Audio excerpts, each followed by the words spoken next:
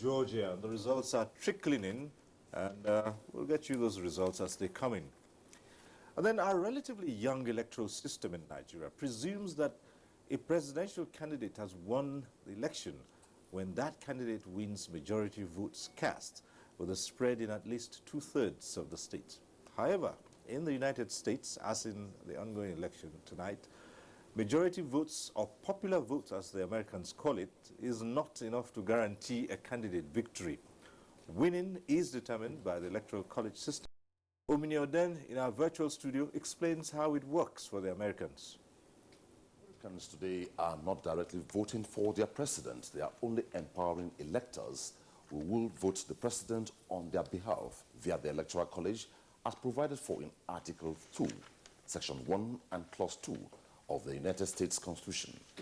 Thus, the current election would only determine who among the candidates will have more electors that will actually choose the president on December 19th later this year. The Electoral College is a name given to a group of people who cast each state's official votes for president. Since 1964, the Electoral College is made up of 538 people, which is the total number of voting membership in the U.S. bicameral parliament, plus 3 non-parliamentary electors from the District of Columbia. States are allocated electoral votes based on national census figures conducted every 10 years. States like California, Florida, and Texas have more votes than states like New Hampshire, Vermont, and North Dakota. The only exception being the District of Columbia, which has 3 electors despite not having any voting members in Congress. The candidate who receives at least 270 electoral votes becomes the next president. Through the Electoral College, a candidate can become president without necessarily getting the majority votes, as it happened in the year 2000. Where there is a tie, the House of Representatives with 435 members picks the president, while the 100-man Senate chooses the vice president. How the Electoral College works is that each political party selects a number of electors in various states and empower them to represent the candidate who won the most votes. Electors are free to vote who they want, which means an elector can ignore the popular vote of the people that gave the mandate. Americans call this the faithless elector, but it is rare and has never affected the outcome of an election. Some states require formal pledges enforced by fines and possible jail time, but historically, electors rarely depart from the will of the people.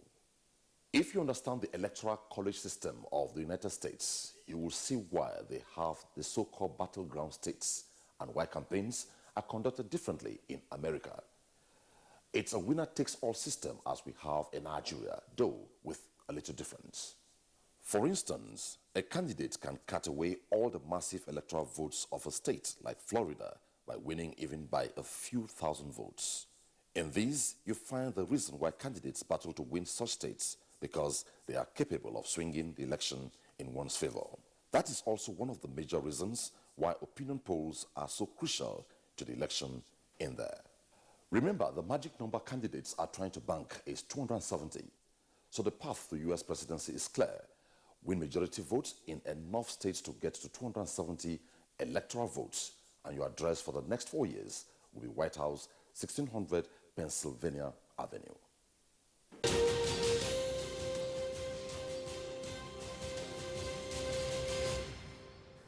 All right, thanks, Omini, bringing us that on the Electoral College. But just as we said earlier, polls have closed in Kentucky, Indiana, Vermont, Virginia, South Carolina, and Georgia, and the results are trickling in. Now, it's interesting here, we talk about the Electoral College, and Prof, many Nigerians will find this a little bit complicated here. It's a straight, simple thing for us.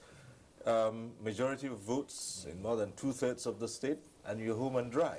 Yeah. That cannot guarantee you the White House in the U.S. But well, it will always come close to, you know, the historical origin of the Electoral College is something that is also that we need to think of. It came about in the earlier days of their particular system when there were no political parties. And at the beginning, political parties evolved over time. By the time of Thomas Jefferson in the 19th century, when in fact the the system itself has started in the late 18th century. What you have was a situation where America was evolving. There are many territories that had not been occupied, and the whole question of whether a state has this level of population or that level was in dispute. So they found the system of electors, a way to make sure that the outcome does not vary from whatever they had in mind, as it were. It is a very peculiar system, and no other country has ever adopted it. No, many countries whose systems are actually inspired by the American presidential system refuse to have anything to do with the electoral college because it has a level of confusion. They've kept it almost as a traditional thing. I don't think there's anything that is lost if the popular vote of 51% pass the post actually works. So it's something they inherited. They want to keep it. But what it is that, as the reporter makes clear, most of the time they've not varied. There has not been a crisis. In fact, in some places the electors, and the number of electors in each state tend to correspond to the number of Senate seats, number of House of Reps, and so because these are determined by population. For instance, California has 55 electoral votes. A state like Arkansas has about 6. Alaska has 3. New Hampshire, 3, 4, and so on and so forth. The big states are Florida, for instance, with 29 electoral votes, New York with 29 electoral votes, and so on. Pennsylvania with 20. There's a reason why some of the battleground states are what they are. They carry some weight, whereas most of them are at 6 or 7 to 5. So it's something I think that, and the political scientists can speak to this a bit more, that they inherited. They can do without it, but it's part of their history and it works for them. Let me come to you, Professor Jibril Ibrahim, on this. What's the difference between the presidential election in the U.S. and the Nigerian equivalent? That's in terms of the voter influence, as we're seeing with the Electoral College. Ours is just a straight, uncomplicated Well, you see, the Electoral College is a form of indirect election. And the gold standard in democracy no longer accepts indirect election.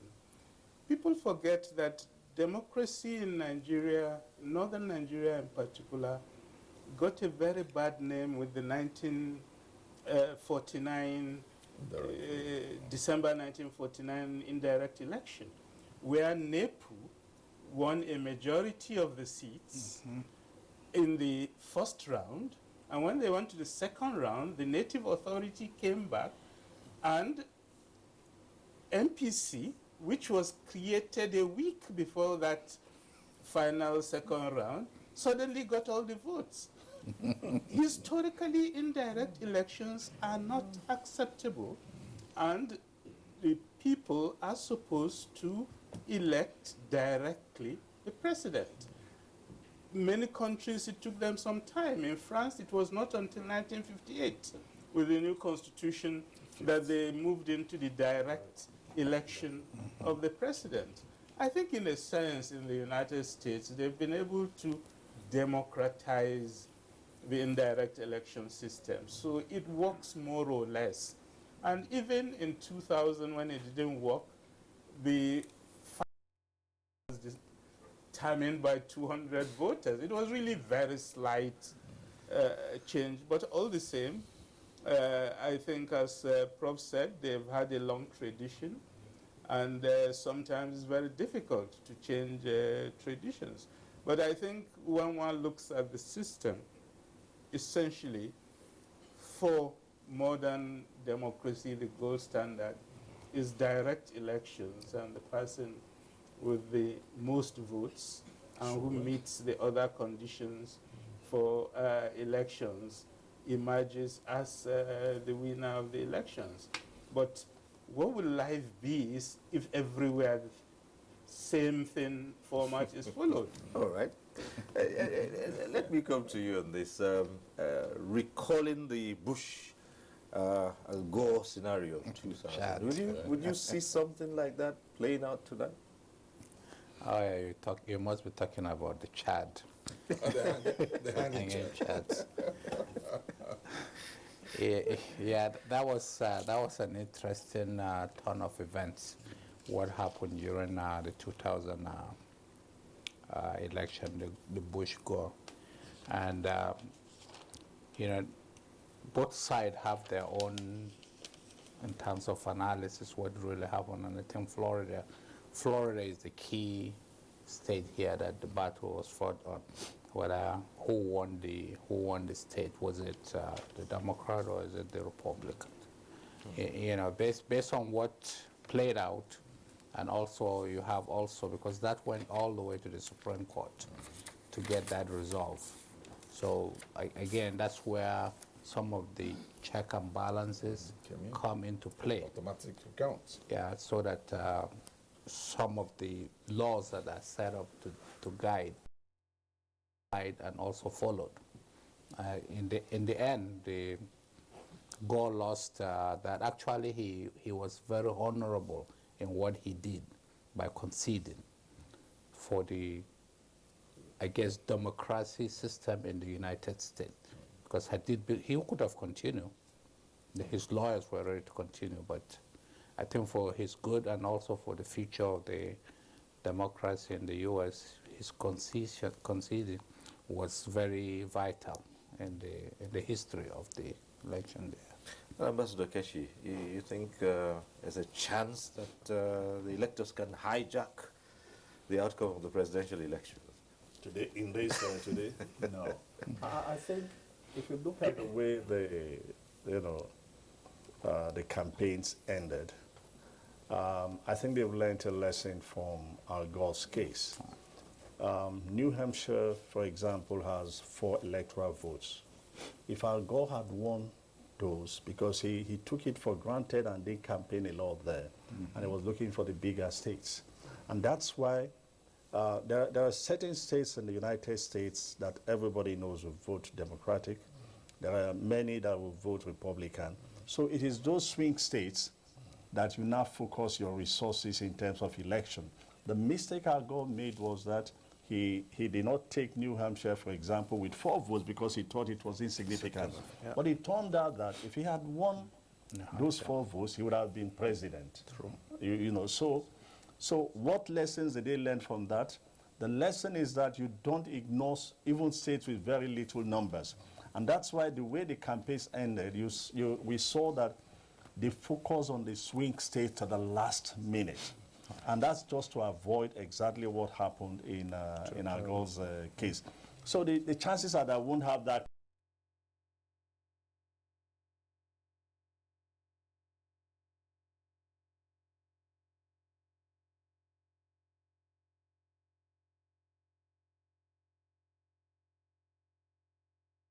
Ambassador, this, but most of us would still want to see as a rather complicated and sometimes confusing system. How would you describe our own 2/3 of states plus the popular vote? Just quite straightforward. Yes, I wish everything were that straightforward. But where you mentioned this 2/3 of our states, you recollect the celebrated case during Awolowo and Shagari when Chief Akinjide, I think it was the Justice Minister, 2/3 of 2/3 19. and then came to 19. That kind of mathematics, I don't know. I still can't understand. What's 2/3 of? That's why, votes? like Bob said, it would be boring if every system is the same. But really, the best way is just to have the majority. You know, just whoever breasts the tape first, 51% of, you know that you won even by that 1%. And I think that's what the Electoral College is all about. Because it's 270, it's actually 50% plus 1. So that's more or less direct election. Once you breast the tape by 1 point, you are the winner.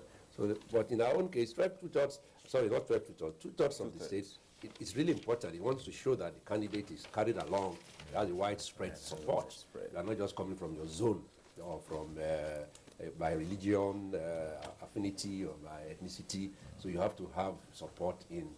I think it's a brilliant way of having a good candidate that has the support of a large majority of Nigeria. Well, let me just, the American system, there's another complication that we should take note of. And that is that sometimes there may be a tie.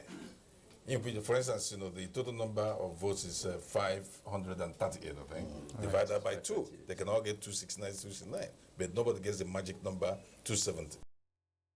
Goes to the House of Representatives. And some horse trading might happen.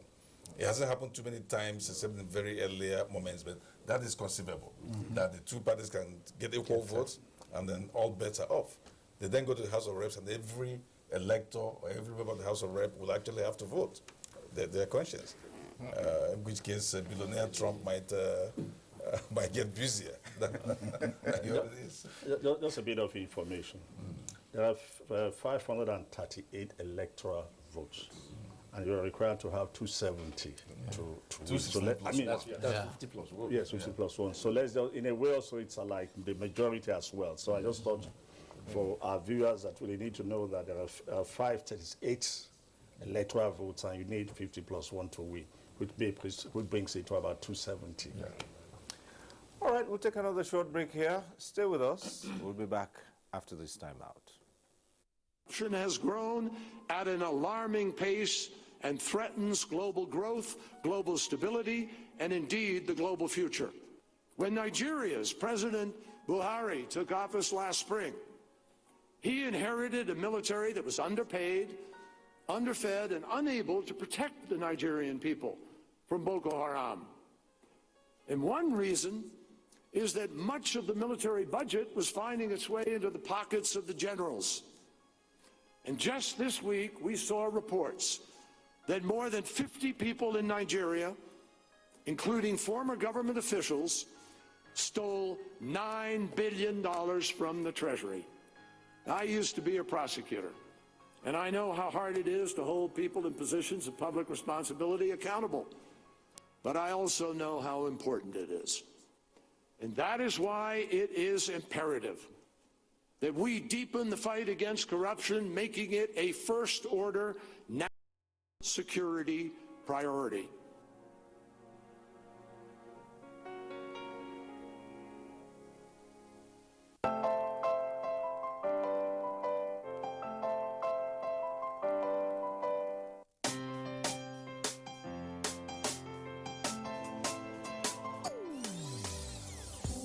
Hear the call of change. Stand up, Nigeria. Change is here and it's going to stay. Change begins with you. Oh yeah, make we go. Go to so let the change begin from within. Look at you, Ogeruola. Change begins with you and me. Change begins with me. Change begins with me. Change begins with me.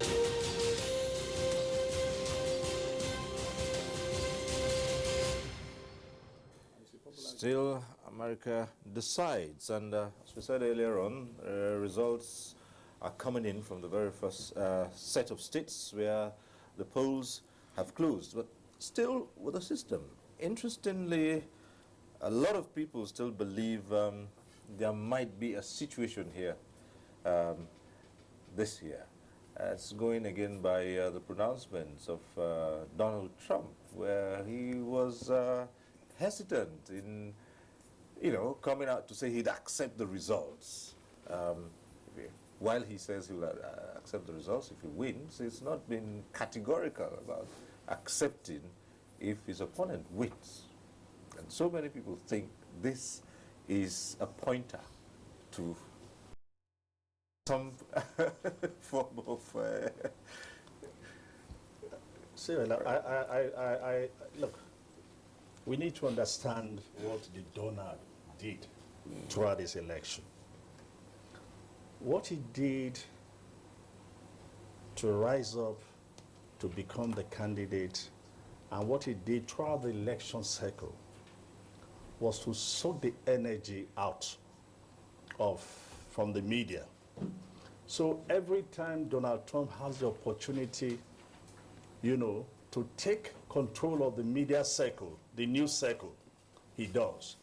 It was just part of that to say, I'm not going to accept the result. What happened after he said that? For the next 2 weeks, it was Donald Trump will not accept the result of the election. So he occupied the space. If he had said, I will accept the result, nope, there will be no debate.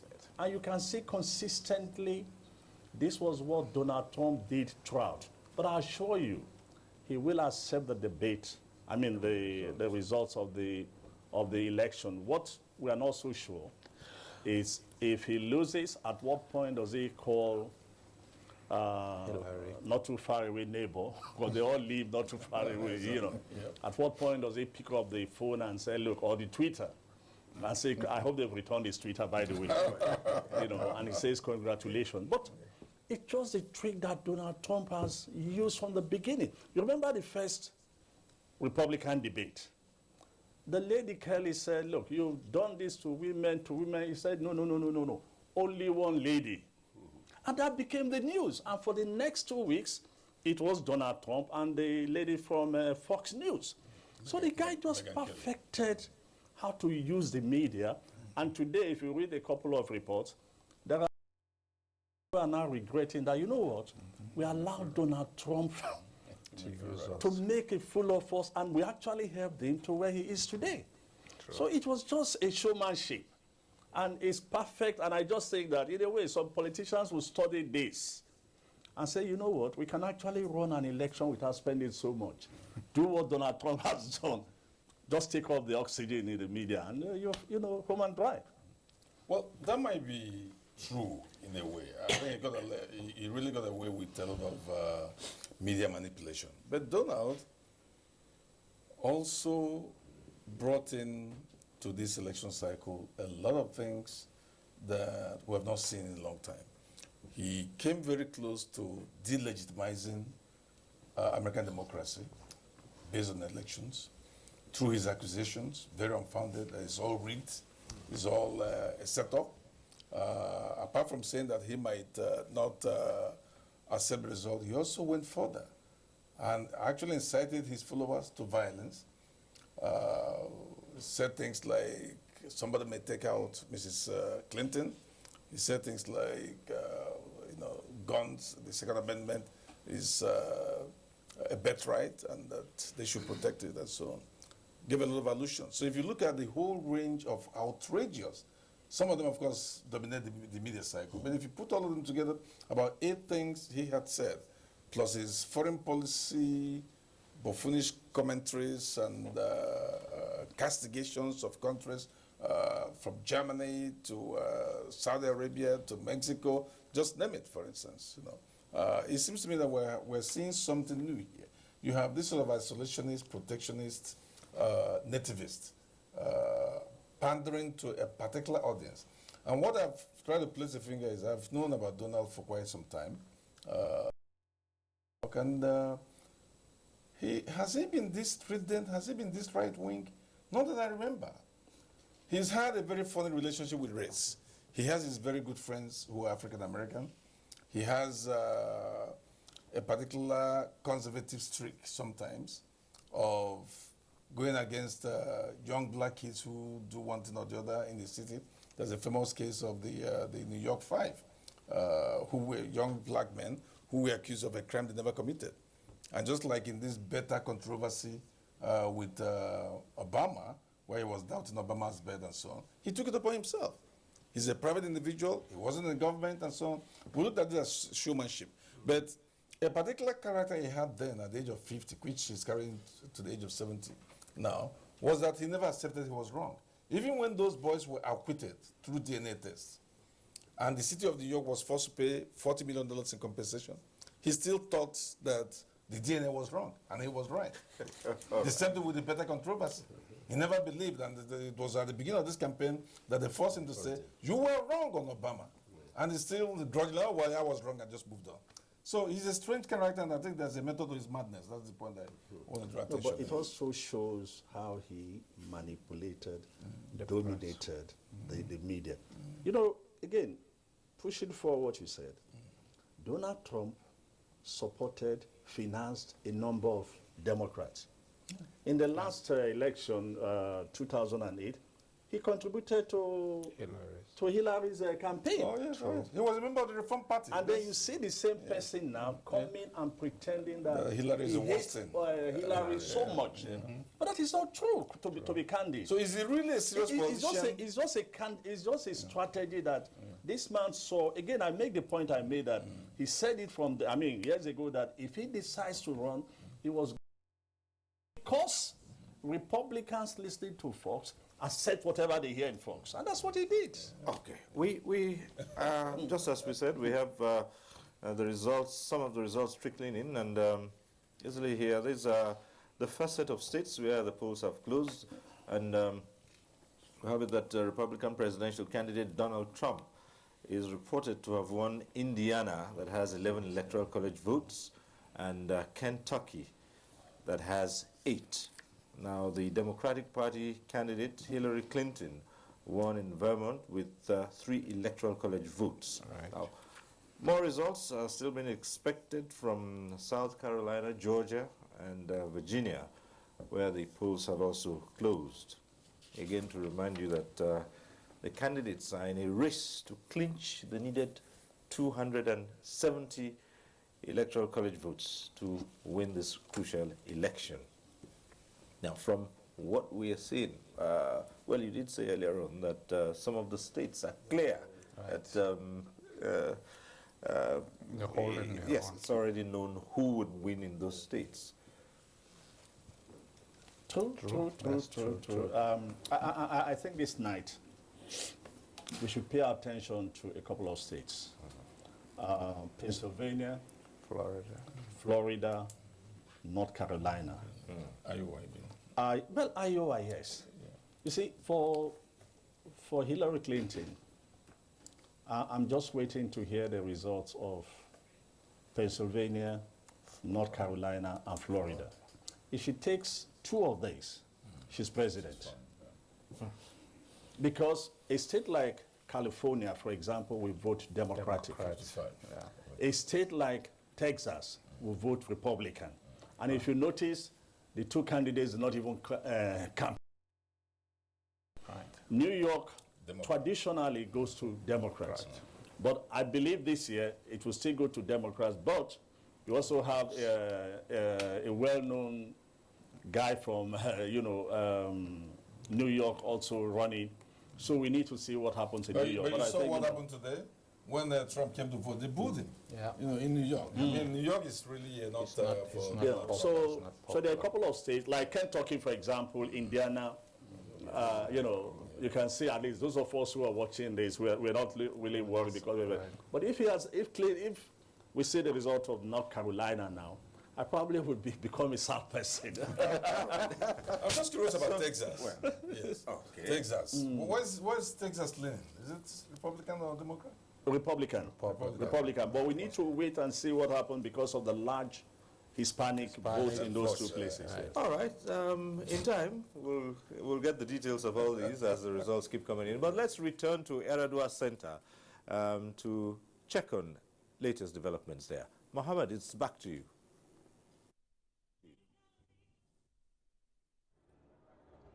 Thank you so very much, Cyril.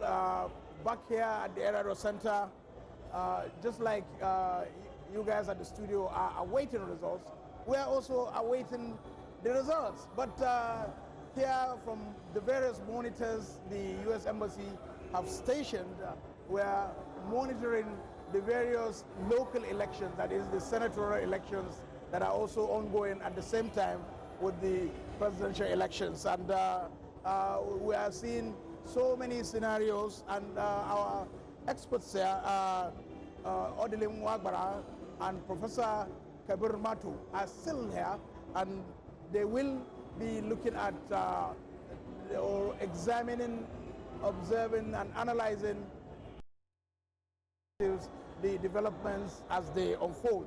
But for now, let me take you to my colleague Phoebe Kabruk, who is going to be speaking with Rocky Swift, the Vice Consul of the U.S. Embassy here in Nigeria. Phoebe, over to you.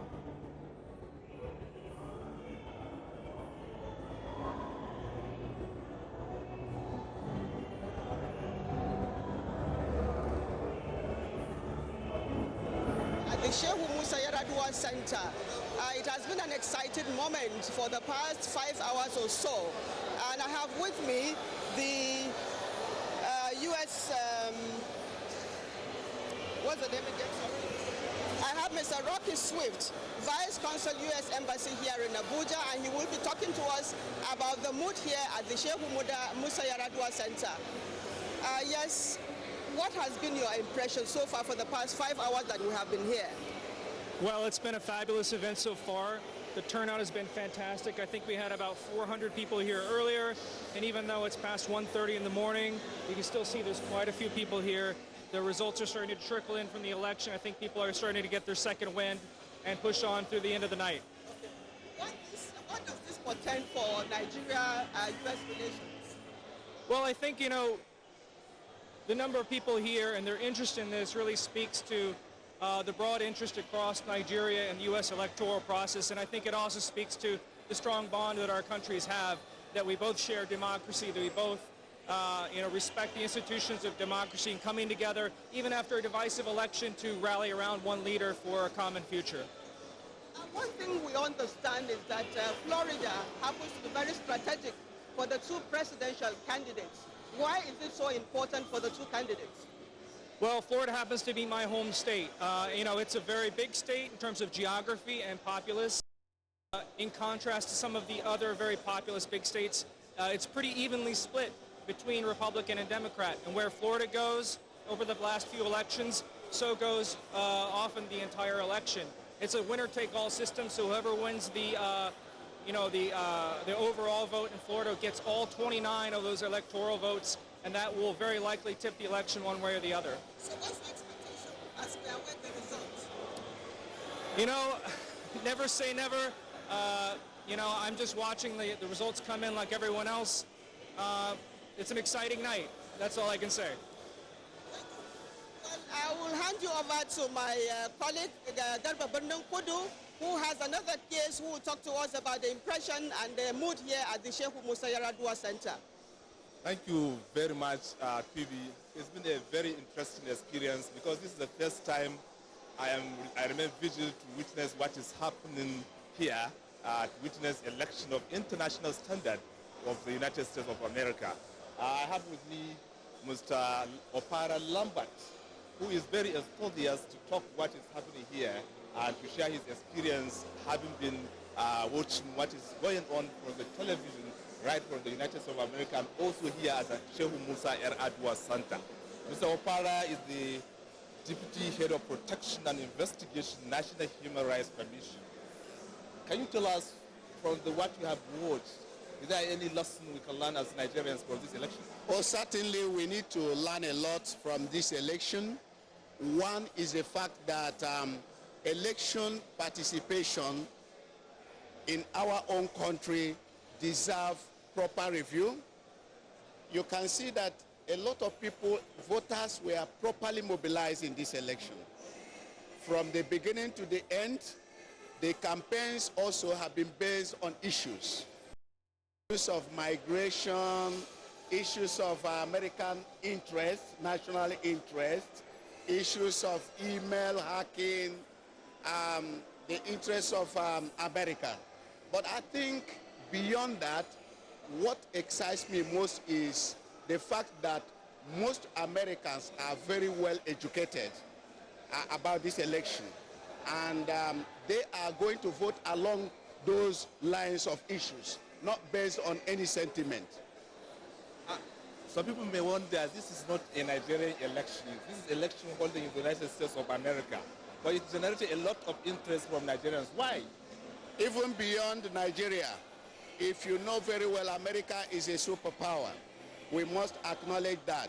But beyond that, our own system, our own democracy is modeled alongside the American system and the presidential system. And therefore, we should show much interest in this because we need to learn a lot from America, how they are able to galvanize the voters, how they are able to mobilize them, and how the citizens are able to vote along the lines of issues, not sentiment. That's what is paramount to us here. As a nation, we need to learn that we deserve the best. We need to vote the right person, not on the basis of ethnic, religious interest, but someone who will protect the interests of Nigeria and Nigerians. Thank you very much, Mr. Opara, for sharing your thoughts with other viewers here. I will now take you back to Muhammad Fudu Abubakar, who will continue the discussion in the studio before we can get another guest. Thank you very much. Thank you very much, Abdullah Nkudu there. He was speaking with Lambert Okpara, the Deputy Head of Protection and Investigation at the National Human Rights Commission. Earlier, Phoebe Kaburuk spoke with Rocky Swift, the Vice Consul of the U.S. Embassy here in Nigeria. Back here in our Eradua Center studio, Odelim Wegbara, an economist and political analyst, is here, and also Professor Kabur Matu, a professor of political science. Professor Matu, I understand Vermont, Georgia, and one other state have gone to Donald Trump, while Clinton won only one state. What can you say about that, even though it is too early to call?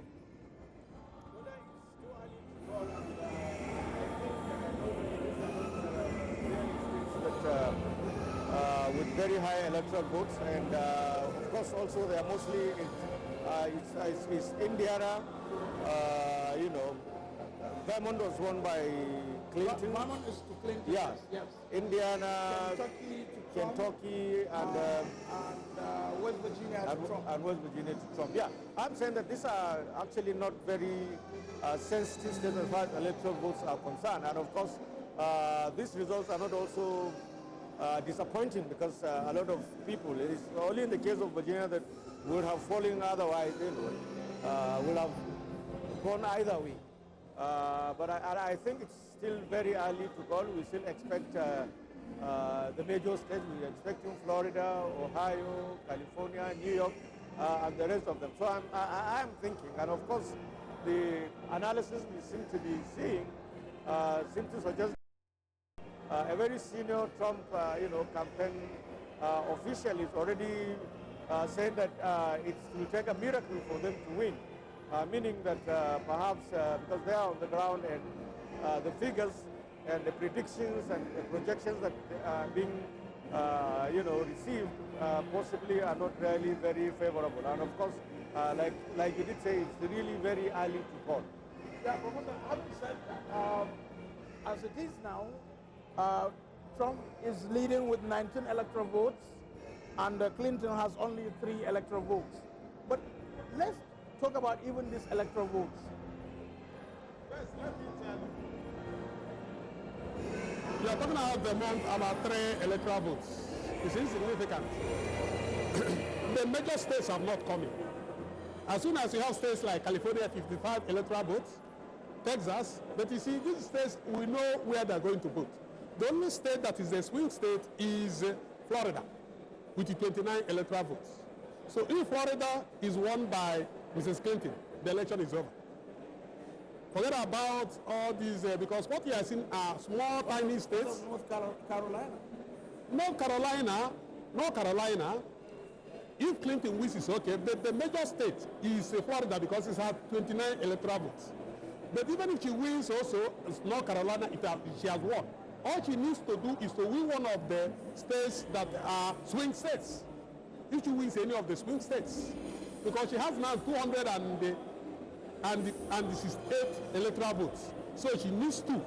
So, and there's no state that has 2. Minimum they have is 3. So any state she wins now, she has already gotten 271 or 270. So now let's talk about the electoral votes. That's what they wanted us to talk about. The electoral votes designed in a way to show that America is a federating unit. The states are the federating units. Now you have 538 electoral votes. Total. Now if you win 270. The next candidate will win 268. And there's no way you win 269 because that is if you divide it. Because no state has 2 electoral votes. So any state that, they carefully designed it in a way that any state you win will give you a minimum of 3 electoral votes. That's the minimum. So by the time they calculated it, they discovered that nobody can win 29, another person 29. The only fear is if that is an independent candidate that wins a state, then he alters the equation. So that is that. The swing states, what are the swing states? The swing states are states that are leaning towards the center. They are neither Republicans nor Democrats. They vote based on policies.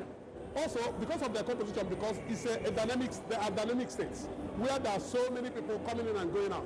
But most people coming in and going out are mostly people that are actually leaning towards the center, who are policy driven, who are issue driven, not who are ideology driven.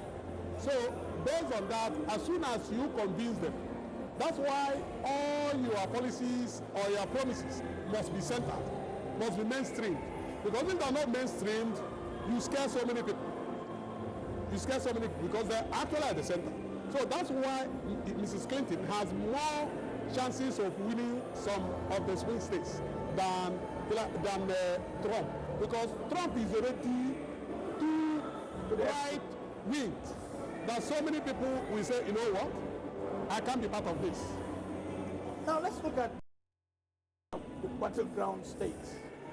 Are they the same with the swing states like Webara explained?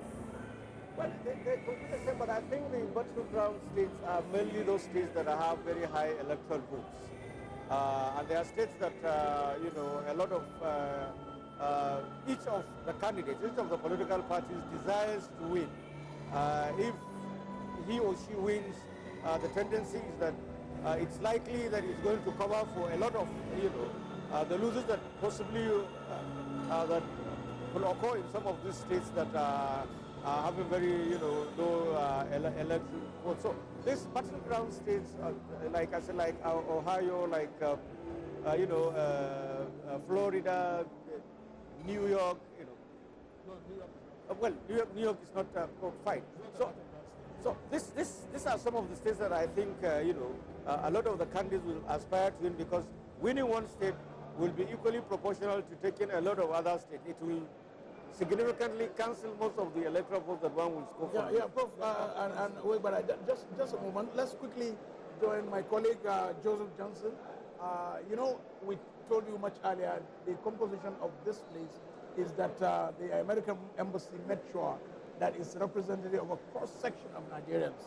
So we have Joseph Johnson now standing by to speak with Blossom Ozurumba. She's a blogger and a media consultant. And later, Joseph will also speak with Yusuf Olanionu, the special advisor media to the Senate President Bukola Saraki. Over to you, Joseph. Okay, thank you. I have with me here Ms. Blossom Ozurumba. She is a blogger. All right, you're welcome. Thank you very much. Now, you look so excited. Would you like to share with us what's the secret of the smile?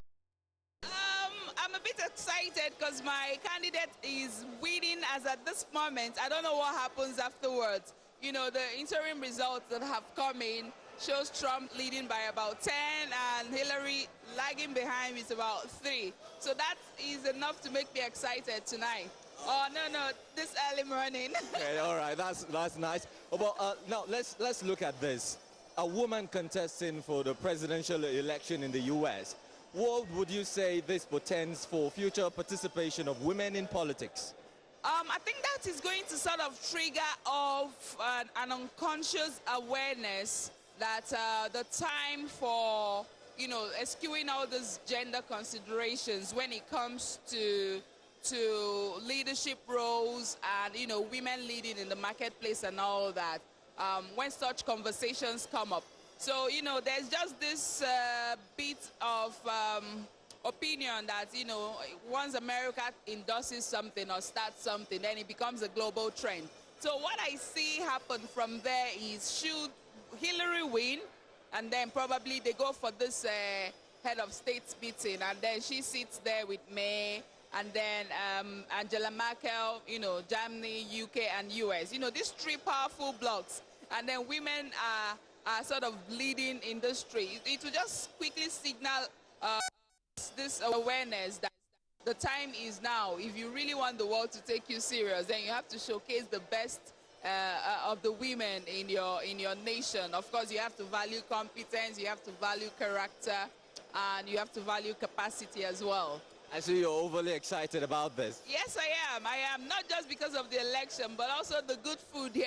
You know, I've eaten so much. Okay, all right. Would you say that this is an encouragement of some sort, I mean, to the women folk? Yes, it's a huge encouragement for every woman that has, you know, leadership, politics, leadership plans, you know, in the political space. It will sort of tell the person that really there's nothing really holding you back. The whole conversation about patriarchy is being turned on its head. Even in Africa, it's happening. We have Ellen Sirleaf of Liberia, you know, coming up to showcase this huge leadership drive, you know, as the president back then and all that. So nothing really is holding us back, and nothing should hold us back, unless probably the conversations we have with ourselves and try to tell ourselves that you can't do it because you're a woman. I really think those conversations are over. Okay, now let's break it down now. You are a blogger. Yes. And we understand that in recent times, since the inception of the election, there's been an increasing amount of hype of the election. What is your impression about the social media in this election?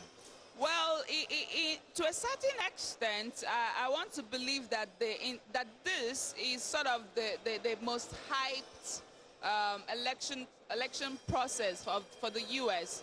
But maybe I could be wrong. You know, the last election, 2012, was mostly the conversation as regards social media was mostly had on Facebook.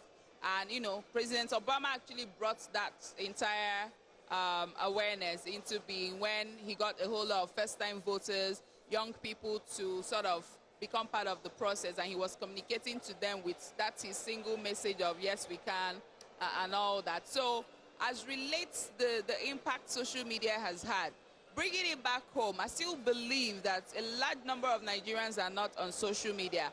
But what happens with social media conversations is at the point it becomes a trend, it becomes a trending conversation on social media.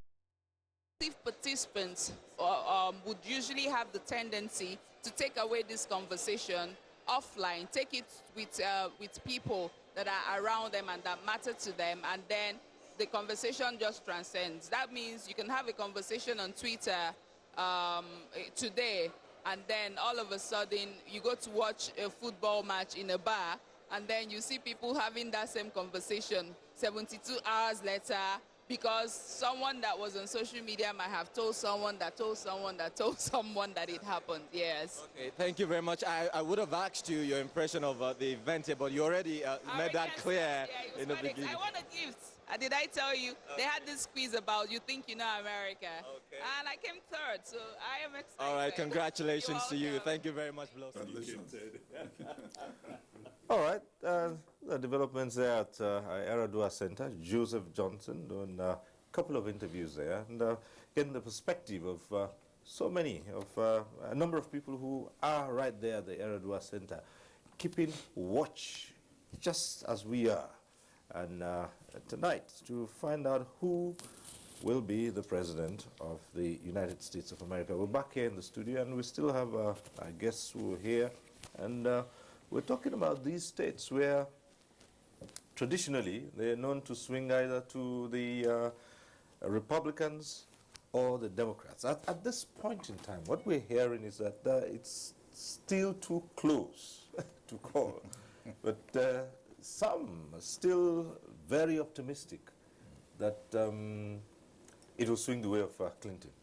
Yes, you know, one way to look at this for our viewers is to think of the 50 American states as divided politically into three categories. The red states tend to vote Republican, the blue states tend to vote Democratic, and then you have swing states, right, often called the purple states. Typical red states would be places like Texas, for instance, Georgia, Alabama, a whole range of southern, deep south states and so on, but also a number of others here and there. Typical blue states, Democratic, would be New York. In this instance, sometimes New York is split in half, but clearly on the Democratic plate this time. California, big urban areas, places like, and then major cities like Chicago, even Houston in Texas. So it tends to vary. But the battleground states are the swing states, largely because the blue and the red tend to be matched more or less. So what gives the victory is what people do or what happens in the swing states. And there are about 11, well, it varies, but 11 at my last count. In all those 11, Trump needs to win 7 or more. Whereas in one calculation, if Mrs. Clinton is able to carry Florida and maybe one more, the Florida in particular, she's over the line. So that's why they're very important. That's why you saw them crisscrossing from Michigan to Ohio to Florida to Pennsylvania and so on. So it was really incredible in their last minute movements, likely to leave the impression in the swing states. Right, but even as we speak, another of those results has just trickled in, and in West Virginia has gone to Trump. It's a red state.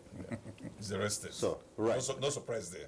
Well, still no surprise. Ambassador Fayomi, still no surprise. No, not at all. In fact, it's probably South Virginia that might be dicey. If Trump should lose that, it will show the way these things is going to go. It's going to be an advantage to Mr. It's also typically red, but right now it's too close to call. And everybody will be surprised if South Virginia goes to Mrs. Clinton. So nobody's surprised that North Virginia went to West Virginia. You're right. Right. But so now Trump has 24 with Hillary Clinton still at 3.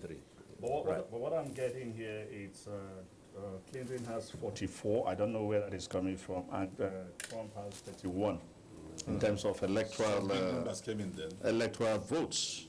So I don't know, but it's just coming up.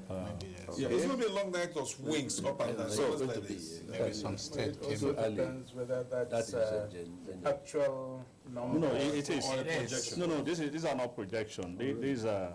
That's why I was looking here whether they moved this 3, but they haven't moved this 3.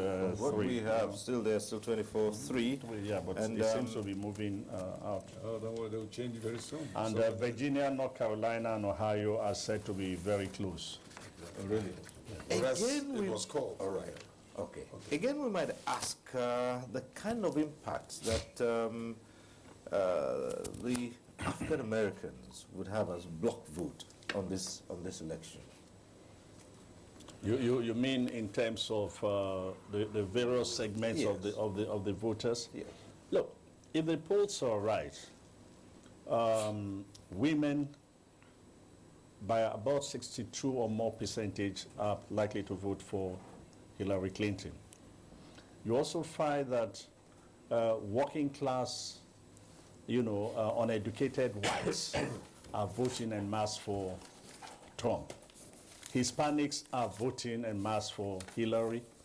Blacks are voting, even though there's been this concern that the to Obama, the early results in terms of black voting has dipped a little bit. So we just have to wait and see. But at the end of the day, these demographics are very important and significant because the large turnout of Hispanics, white educated, colored, women, and the rest could actually tip the balance for Hillary.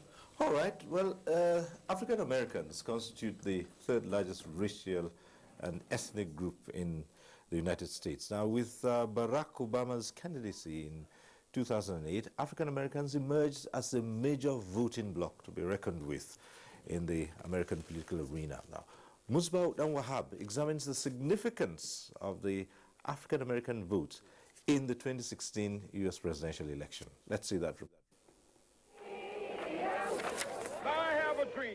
In 1963, Martin Luther King Jr. had a dream that Americans of all shades would close ranks one day. Where they will not be judged by the color of their skin, but by the content of their character. I have a dream today. 2 years later, President Lyndon Johnson gave effect to that dream on the political scene by officially ending the denial of African Americans the right to vote in elections. It is wrong, deadly wrong, to deny any of your fellow Americans the right to vote in this country.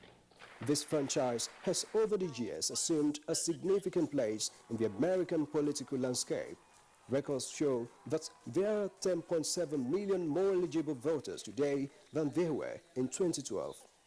And more than 2/3 of net growth in the U.S. electorate during this time has come from racial and ethnic minorities, including African Americans.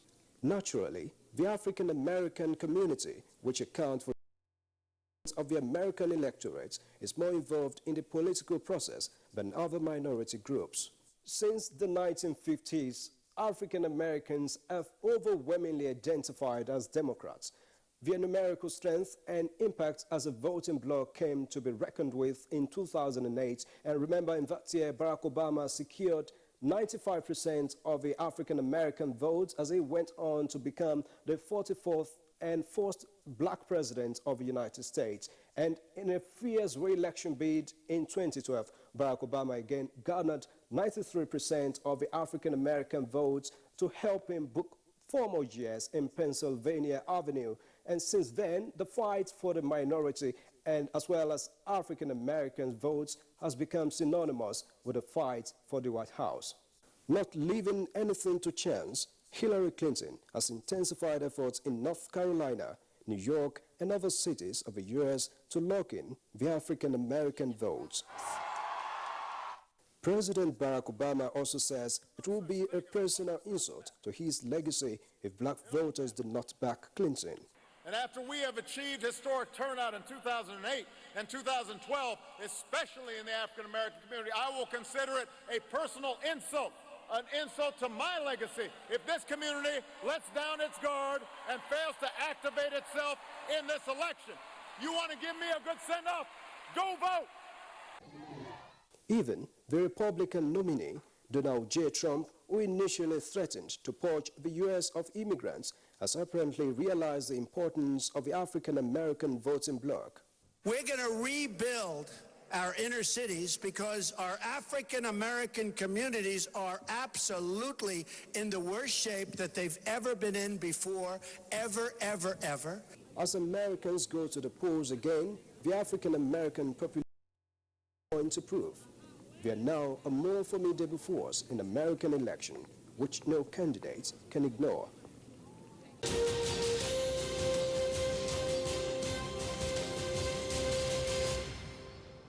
Right, Musbat and Wahab telling us about the African Americans vote, the impact of that in the election. So, well, more results are coming in, and the second round of polls have closed in North Carolina, Ohio, and West Virginia. Of course, we told you a moment ago that West Virginia went to Trump, and more results are coming in. We'll bring you those results as we get them, and we might just mention that it keeps changing, and from other international news media also reporting these changes are going on. For instance, we do have BBC.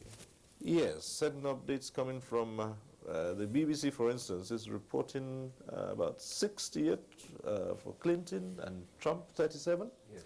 Right. But so this will keep happening all through the night. What does this say about where we're going to? Are we likely to have an early night or a long night, or it's still difficult to say? I think it's respectful to voters to have a late night, because this is the night where you respect the voters. Yes. Right. We analysts have been analyzing these elections for so long. Let the citizens have their say, and let's wait for them. It's becoming increasingly difficult to determine elections. The last British elections were very problematic. The polls are having difficulties being accurate these days. And I think for that reason, let's not assume current projections are clear would be realized. Let's show voters that respect. Yes, but speaking about the British elections, you would recall that the polls suggested something entirely different. At the end of the day, it was just a sharp contrast to all the predictions. That's what I'm saying. The polls predicted it will be very close. That's the British. And it was a land... No, the last British elections. The parliamentary elections. It turned out to be a landslide for the Conservative Party, and it was projected right up till election night that it will be very close. You may want to and then Brexit, the same thing. Actually, the British polls have always had trouble. During a few years back, Neil Kinnock was leading in the polls, up to the election night. And I remember because I was serving in Belgium, and President Obasanjo then had actually visited us. He wasn't the president then, and he said that we should do him a letter of congratulations. So we drafted out of Kinnock first. But on second thought, we said, you can never be sure of these polls. So we did a second draft and gave him the 2. And it just turned out that Margaret Thatcher won. So the British somehow have always got it a little bit wrong. Well, Ambassador Fayobi, we have a saying, it's a typical African saying, that the sign of a Good Friday is seen on a Wednesday, but we cannot apply that. No, we can't apply that one in this instance. No, in fact, before the polls started at all, most of the projections were 260 electoral votes for Hillary Clinton, about 200 or so for Trump. Those are in the key states, red and blue states, and that they only need to win. That she needs about 10 more, while he needs, but actually, as you can see, the predictions are coming true, more or less. So far, there has been no surprises. All these 12 states that we got the results for 12 states now, there has been no surprises there. Yeah, but the problem is that the heavyweights haven't come in. We know, so that's why I'm saying that. We can't say... Until the fat lady sings. It is too early. Yeah. It's too early in the day. Can I just add something, Cyril? If you look at the whole election, consistently, except for somewhere around mid-September when she had some difficulties, Clinton polls ahead of Donald has been very steady, consistently. True. So she's kept that consistent lead on a number of, despite the last challenge, or challenges he had as a result of the crazy intervention of the FBI director. You could see that her poll numbers did not go down drastically. Yes, Trump, closed the gap, but she still maintained the lead, almost all polls, except one. But that one that gave from California that gave Trump the lead, from day one started giving Trump the lead, so nobody took it too seriously. So if everything goes on right, as has been predicted, she could just be the next president. Again, from the opinion of many watchers, especially in Nigeria, they draw an inference from media reports of the pronouncements, most of the pronouncements by Trump, and there's a feeling that yes, going by the reports, he might not do too well with the African-American vote. Yes, I will say that largely because I taught several courses on African-American relations and their history, and I can tell you very clearly that one of the things that we need to reflect on almost is the trajectory of black people in the so-called New World.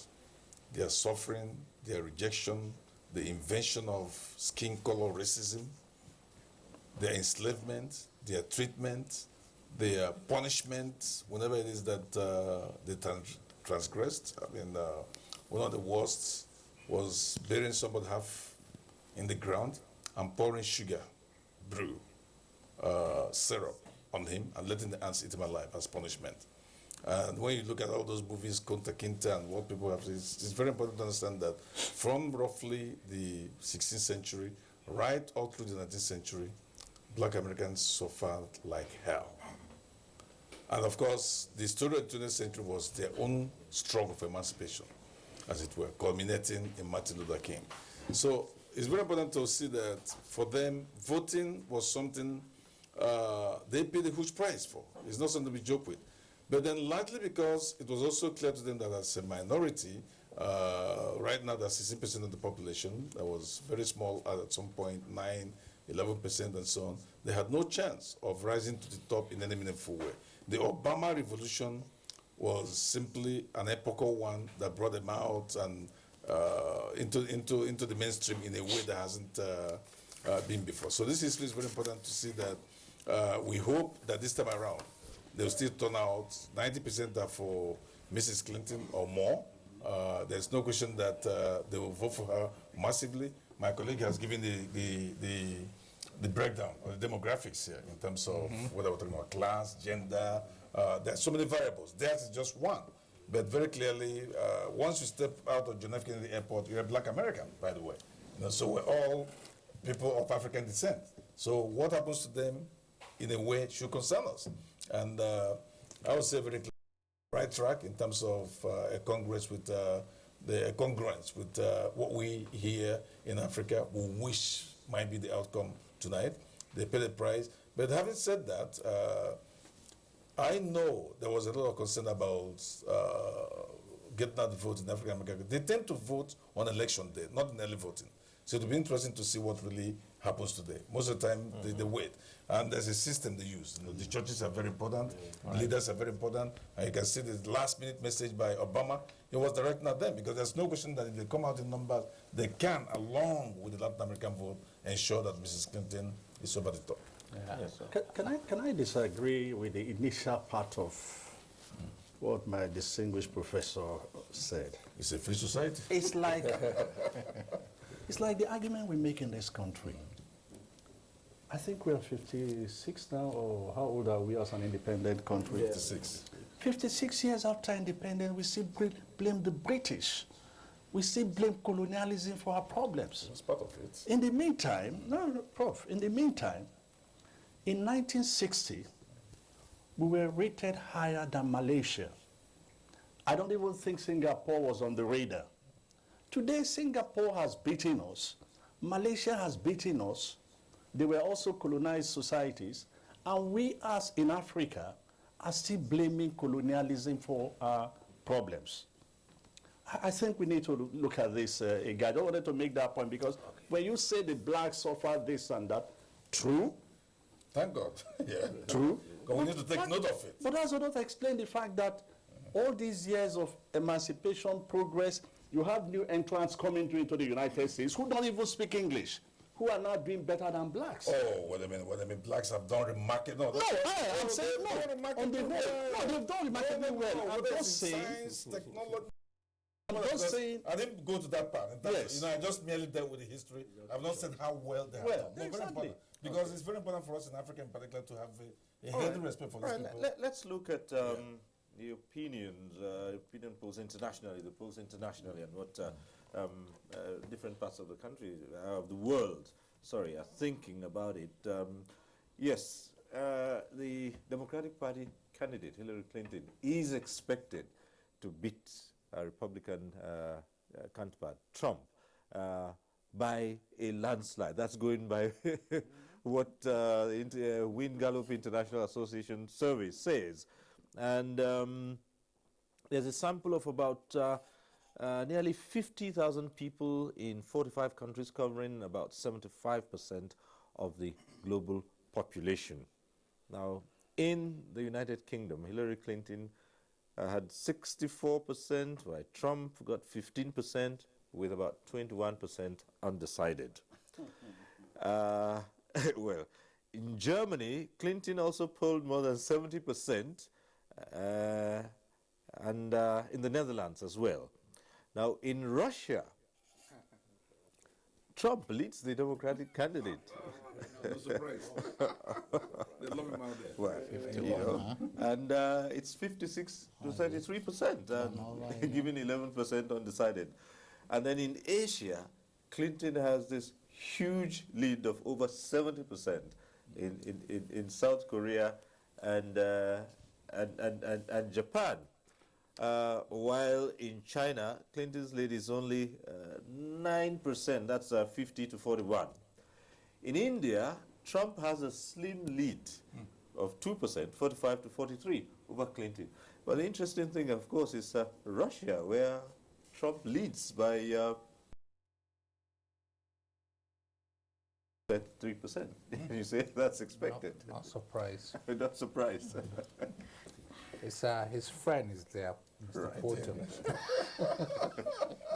The hackers, you know, the ones that interfere with the elections. Well, how much would you say that impacted on on this process? Given that, well, the results are coming in already, but how much do you think that impacted? Well, what I can say is it has reduced some of the embarrassment that could have happened in the election. Talking about a landslide.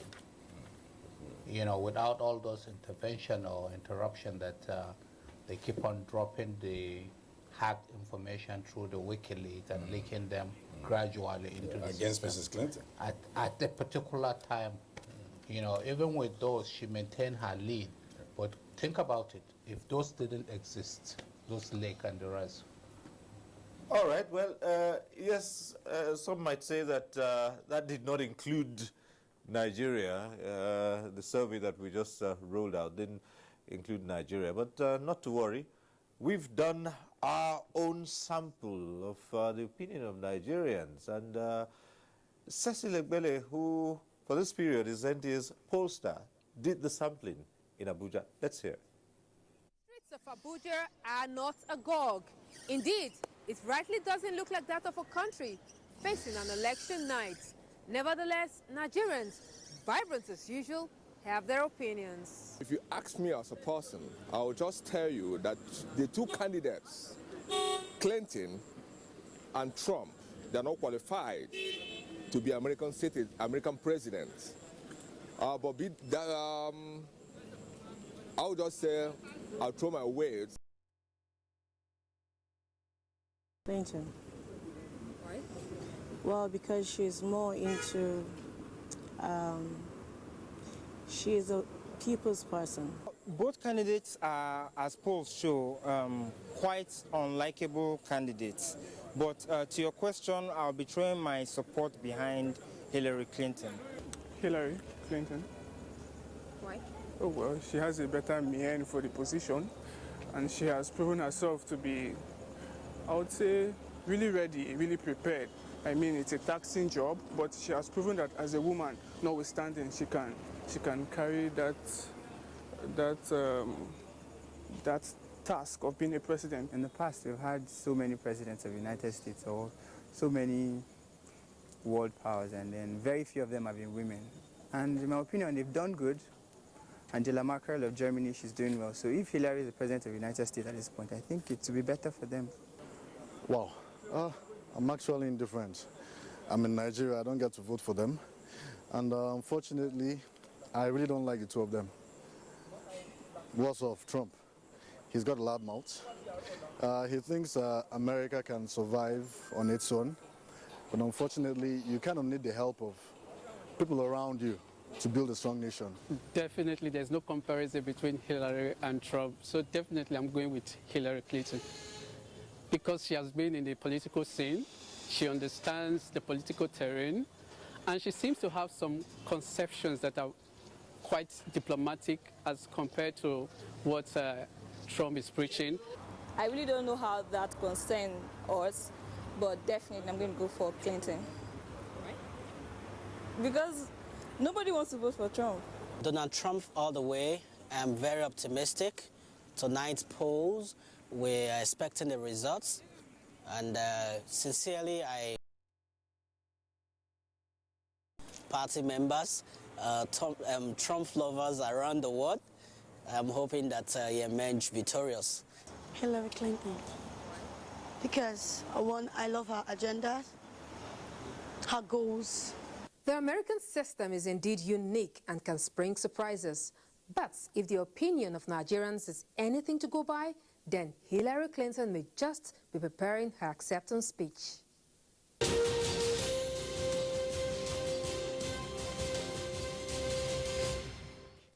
All right, there you go. That's our own polls here with Cecil Egbele bringing us a sample of opinions there. And more results have come in. And Hillary Clinton has won Illinois, New Jersey, Massachusetts, Maryland, Rhode Island, Delaware, and District of Columbia. The GOP candidate, Donald Trump, has taken West Virginia, we announced that a while ago, Oklahoma, and Mississippi. I guess I would say it's no surprise. No surprise. Not yet. You are right. No surprise. But then as we inch in, and still opinions all over the world vary as to who would win. But back here in Nigeria, we heard so many people say, no, they would rather Hillary Clinton won the election. But the question still remains, has Nigeria thrived better under a democratic administration or a Republican? Has Nigeria thrived better under either of these major parties?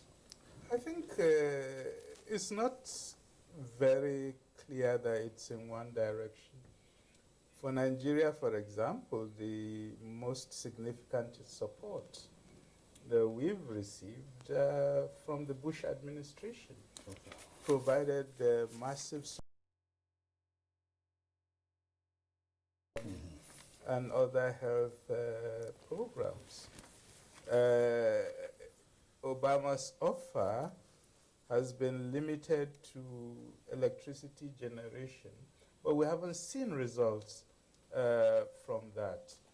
And I think it's important to, however, understand what these implications are on a broader level. If a lot of people are concerned with Trump, is that he could provoke major crisis at the world level that will end up affecting every country in the world. He has a level of recklessness, which is really rooted in significant ignorance about what actions he could take could impact at the world level and in terms of regional politics. I think that's really the issue of concern. We did make the point earlier that really Americans will pursue American interests. Is for us, Africans or Nigerians, to pursue our own interests. And those of us in this country have not been, over time, been very successful at that. Even within African politics, we have not been very effective in terms of the way in which we leverage diplomatic advantages. Even during the periods when we provided massive support for Sierra Leone and Liberia, for example, what did we really get out of it as a nation? So I think there's a whole poor tradition of limited capacity as well as will to pursue the national interest. I think the lessons we get from these elections is that these two people are providing different perspectives on how American interests could be pursued. It's for us to now improve our own capacity to pursue Nigerian interests at the continental and world levels. And that's a good point to take off here and say, well, earlier on, we brought you the Vox Pop, Cecil, in-house poster, had done on the streets on the implications regarding this election and its implication. But before that, let's just go over to this evening. Let's return to Cecil and see the latest opinion polls by Nigerians again. Last time we saw the Vox Pop. We're returning to Cecil to see if there may somehow be another swing towards Trump. Cecil, let's hear you. Well, if you're thinking of a swing that can eat into Clinton's lead here in Nigeria, then you better wait for another election season. Anyway, this sample group is what we refer to here in Nigeria as informed, something similar to the college-educated in America. I am happy to say that their opinion is consistent with the general perceptions of Nigerians. It's unusual that most of the dominant Republican media houses, the ones that have been known to be Republican, have been endorsing Clinton. That is unusual. And that also may be a kind of indication of some kind of worry about the candidates of Trump. We know that one of the two candidates has taken a very contemptuous, condemnable, and derisive disposition towards black people generally, and targeting Nigeria in particular. And this, I think, is not a good omen. To me, Clinton is a material too, but why I don't agree with her is she prepares before speaking or before taking any or addressing any national issue or any question. She prepares to come and tell people, so she may not be telling us the truth. But Trump, you ask him, he will tell you his own mind. We've seen Trump say that, well, yes, I've not paid tax. I'm smart enough to take advantage of the loopholes in the system. And that has not affected, his rating. So it really shows that you are dealing with very strange situation. And I think it's a very complex domestic situation that we are seeing from outside. For me to say I'm throwing my weight behind Hillary is premised on 3 issues. Number 1, Hillary is a woman. Number 2, I'm a proponent of allowing a woman to exercise this right so that they will know the difference between.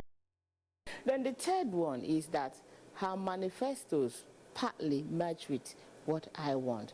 A woman being strong enough to move on in the face of criticisms, in the face of blackmail, in the face of fear, in the face of intimidation. She keeps going. In terms of the two temperaments I have observed, I think Clinton has more of the dexterity, the temperament, and as well as the decorum for a glorified office like the President of the United States of America. This should be the end of our opinion polls before the election. We will see by what margin Nigeria's favorite candidate wins in this unfolding election.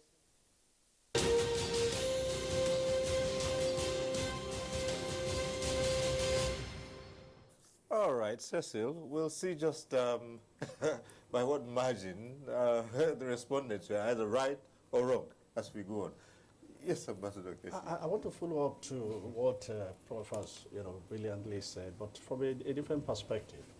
On a scale of 1 to 10, Africa and Nigeria is at the poor or the low level of American foreign policy priorities. But if we go back in history, circumstances have forced a number of American presidents to begin to look at Africa. For example, Reagan came into office with little or no agenda for Africa. I mean, even if you go back further in history, during the Nigerian Civil War, if you look at a number of historic books, Nixon, whenever an issue on Nigeria was brought to Nixon, Nixon's classical response was, look, can you send this to the British? To, I think... former colony. Yes, to the former colonies. Yeah. So they've deep interest when they are getting to office. I'm not too sure that Bill Clinton knew a lot about Africa, but Rwanda forced Clinton to focus on Africa. And he was right. HIV/AIDS forced Bush to focus on Africa. And Obama, of course, has done a little bit of things in, But the argument we keep making about who will best serve African interests is, I think you said it before, the devil we know is better than the angel we don't know. Mm-hmm. We know Hillary Clinton, she's been here, she's visited a number of African countries. But the truth of the matter is that we do not, that because she's very familiar with a number of African issues, she's likely to probably engage us more than a Donald who has abused, has no regard for other tribes. And Donald wants to maintain American exceptionalism, which is isolationism, protect all American interests, irrespective of what the rest of the world think. Ambassador Fayomi. Yes, I share his sentiments. You know, we know Mrs. Clinton. You know, since she was First Lady, she's been engaged in African issues.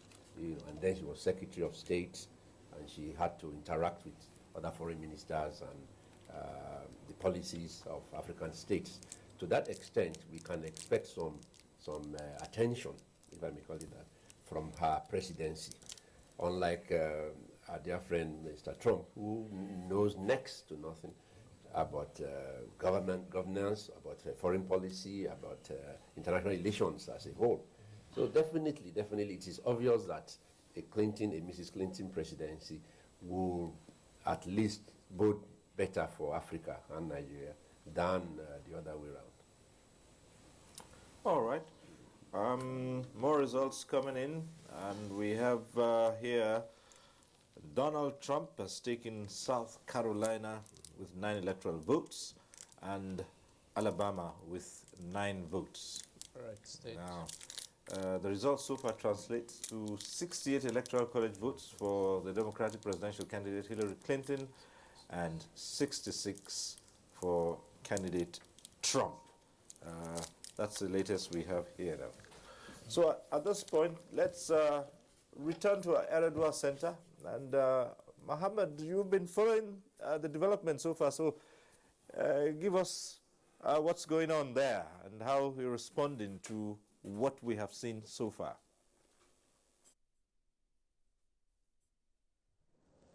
Well, Cyril, those your expert opinions and discussions were very interesting. And we'll just say, well, let's...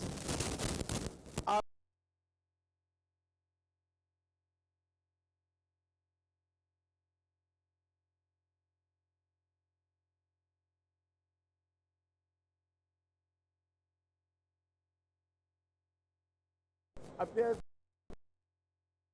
for some elimination on the battleground states, and this will, of course, lead us to the likely winner. Okay. Besides having lived in the United States, 2008, I went to campaign for Obama. I spent 9 months campaigning for Obama. So, with that, I understand how this game plays out. The swing states are the battleground states.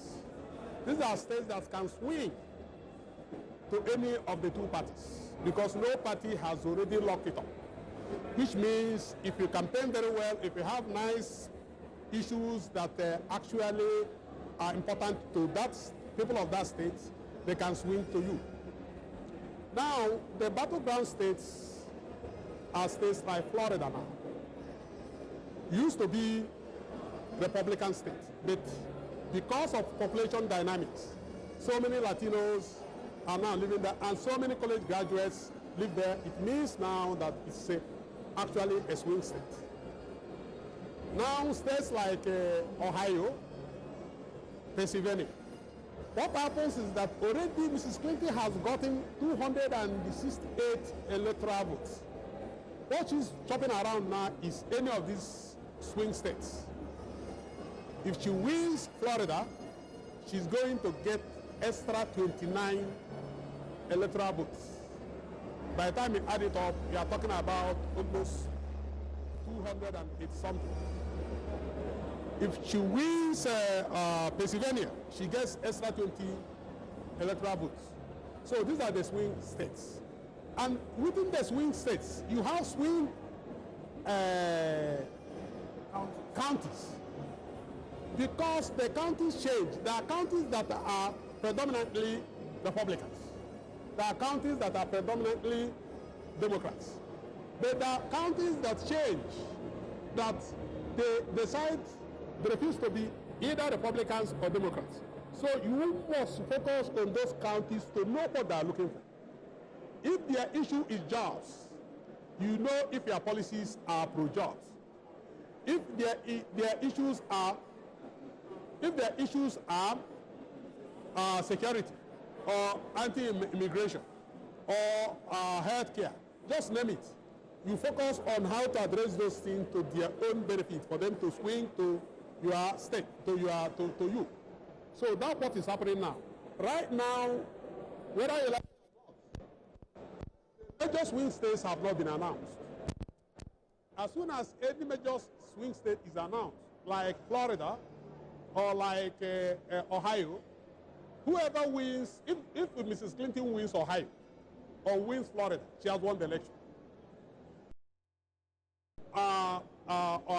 Donald Trump wins Florida, he still has to win more states because he's still short of almost 66 electoral votes.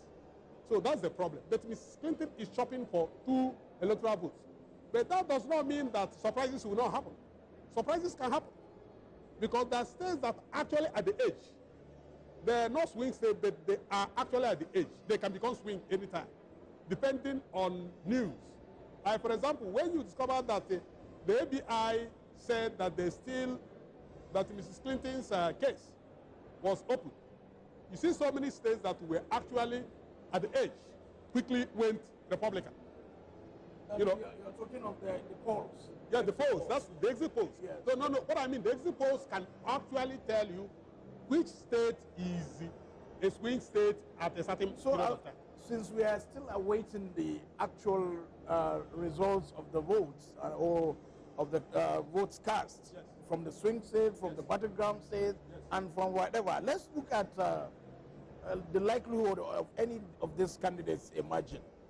While Hillary Clinton was rounding off her rally, she said, "I will be a president for all." What does this portend in case she wins? Professor Mato. Well, I think she said that in close, realization of the position that Donald Trump has been taking, especially towards the end of the electioneering campaign. In history, he happens to be the first presidential candidate in the United States of America who came out clearly and said that he was not going to accept the result in the event that he loses. The confrontational attitude and a lot of new innovations, as we have seen, that Donald Trump conducted his campaign, which closely related to what we see even in the less developed democracies, in Africa, Asia, Latin America. Suggests the fact that that's what I'm driving at. And so for her, it's the wish of the American people that is supreme. And in the event that she wins the election, she is simply saying that she's going to unite. And of course, we have seen severally. Anytime you have a very hot contest in the presidency of the United States of America, the winner, accepts, and and also the loser accepts. So in the event that Donald Trump loses the election and he decides not to accept it, I'm sure what Hillary Clinton do is simply to say that American people, if I win this election, I will accept it. If it's your judgment that I'm not going to win this election, so also I will accept it. The most important thing is that America remains supreme. Everything we do it in the interest of the United States of America, not in our own selfish interest, which stands in complete contradistinction with the position that Donald Trump has taken. And I think it also explains the level of political sophistry, the establishment experience, and so many other things that Hillary Clinton has over Donald Trump, which in my view are some of the factors that are responsible for the global outrage on the need to see her emerge as the President of the United States of America. It was a strategic political statement she made, because there are some Republicans in some swing states that, having said that, they will swing to her. People that are in swing states that have never decided, they say, look, she is uniting. She wants to build bridges. But this man is divisive. This man wants to actually divide us. So it was a strategic statement she made. She actually said, was quoted as saying that I am going to build bridges, not walls. Yes, exactly. So it was a strategic statement she made because, and you know, Trump wouldn't have made that statement because already he had been building walls. So you cannot say you unite people, you have already been divided. So making that statement was a strategic political statement at the right time. Look, Americans, if you are Republican, you are afraid that tomorrow, look, I will embrace you. Those issues that are important to you, I'll look into them because that is also important. Is it immigration? We have to look at immigration because I know immigration is important. So I'm going to unite you, meaning that I will bring your issues to the table and actually deal with them. And also bear in mind that the African Americans that actually are concerned, even though they are pro-Clinton, they have issues of marginalization. And also bear in mind that also Mrs. Clinton, Mr. Clinton has a problem with African Americans. When his husband, when Mr. Clinton announced during the campaign, Bill Clinton, when he said that Obama should have been making his tea, African Americans have not forgotten that. When he was during the 2008 election, so he said that, and also remember that Bill Clinton was forgiving the African Americans for so many things, including being a member of KKK. So she has to make those statements to appeal not only to those Republicans, but also African Americans who also want to see that their issues are going to be brought to the front burner. Because don't take their votes for granted. So that's what she meant that she's going to look at issues. The Affordable Care Act. Yes. Which already Trump said he's going to repeal. Another one is the issue of taxing the 1%, the top 1%, which has been an issue because, as far as Trump is concerned, we must enrich the rich in order to help the poor. But America has shown, in terms of in America, the more you enrich the rich, the more you impoverish the poor. So she is going to call Americans, you know what? America, we are one. Our problems, we must look at problems as one. Whether I'm a Democrat or a Democrat candidate, I'm a president of the whole United States. So Republicans, don't be afraid. Those issues that are important to you, I must look into those issues. Now, let's look at the candidate Donald Trump. He appears to have broken all the rules of engagement in the process of the selection of a presidential candidate. Why did this happen? Well, like I said, it clearly shows that there is a sizable number of Americans that seem to be interested in the message that he is preaching. As crude possibly as the message is, as unorthodox as the message is, as divisive as we may think the message is, there is a substantial portion of the American population that seems to be comfortable with that. And even from the preliminary results that we are receiving, it appears, in so many other places that the election is really very too close to call. And it has to do with the fact that there is this tacit acceptance or approval of the position of reclaiming our America, which seems to be the underlying basis of Mr. Trump's campaign. Let's take over our America from those who have taken it away from us. They've taken our riches, visitors, foreigners are called immigrants. So we need to review our immigration policies, and those who are here will still need to put some more restrictions in order to propel the indigenous American population into higher economic grounds than those who are coming into this country. And of course, obviously all over the globe, if you look at the economy, you will observe that those who are coming in incidentally tend to be more hardworking than those who are so-called indigenous to any particular environment. Now, this message, as far as I'm concerned, seems to be acceptable to a substantial, portion of Americans. I always give the example of Britain and the British. It simply says one fundamental thing, that there is this growing agitation and anger against establishment worldwide. We used to imagine that it was, a third world phenomenon, but we've seen it in Europe, we've seen it in the United States of America to such an extent that ordinarily, given the character and the manner in which, like you said, Donald Trump broke all the ethics, of the campaign's procedure as we used to know in the United States of America, and yet maintaining such a high ranking, in my view, speaks volume about, the acceptability of the message. And that's why I always say, it's not over until it is over. We wake up in the morning and, Donald Trump wins the election. That is purely the will of the American people, and there's nothing we can do about it. We only, be angry that someone we really like or we don't like. It's obviously that. But I am saying that we must not discountenance the content and the import of the message, no matter how divisive we think that message is, no matter how, world building. She said she's going to build bridges. He said he's going to build walls. He said he's going to review immigration policy. He's going to send out a lot of non-Americans. And you can see that there are a lot of Americans that are cheering. That means they are accepting. Let me add to what he's saying. You see, there's something very peculiar to Donald Trump's message, which actually, if not the issues he attached to his message, Donald Trump would have won this election. If Donald Trump insisted, what do you mean? No, let me tell you. Donald Trump, if he insisted on the establishment that globalization has taken away your jobs, which an average American sees to be true. But when he goes to immigration, instead of saying that it is the globalization, free trade that has taken your job, he now reverses it by saying, oh, you know what, it's immigration, which is the hot potato. And he goes to the extent of saying, I'm going to build walls with Mexico. Mexico is a major influencer in the American election, whether you like, because they're the majority in Latinos.